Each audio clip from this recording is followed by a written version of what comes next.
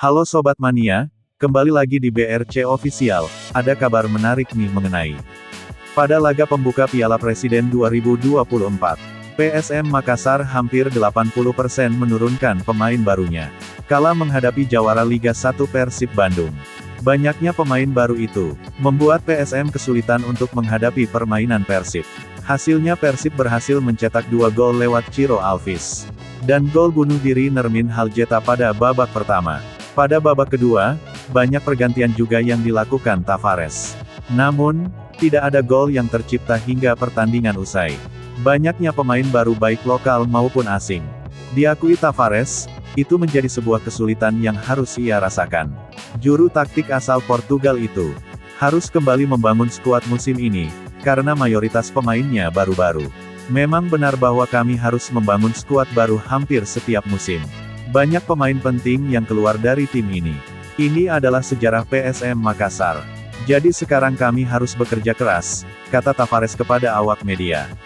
Pelatih berusia 44 tahun itu menurunkan 5 pemain baru dalam starting line-up.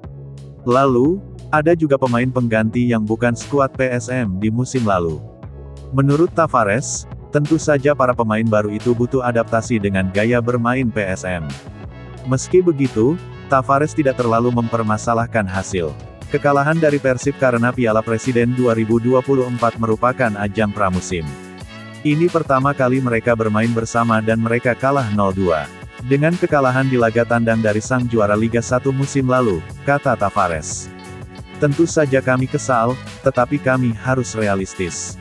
Tavares sepertinya tampak iri dengan Persib, yang mayoritas pemainnya sama seperti musim lalu. Persib memang tidak seperti PSM, yang banyak ditinggal pemain-pemain lamanya. Persib hanya memainkan 1 pemain baru di starting line-up, yakni Matteo Kocijan. Sisanya, merupakan pemain-pemain lama, yang sudah mengetahui gaya karakter bermain.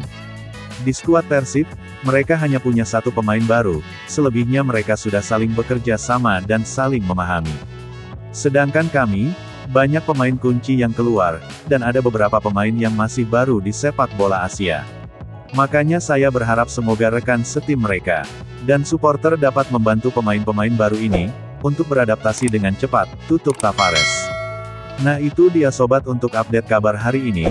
Bagaimana pendapat kalian sobat? Tulis pendapat kalian di kolom komentar ya sobat, dan jangan lupa like, komen dan subscribe.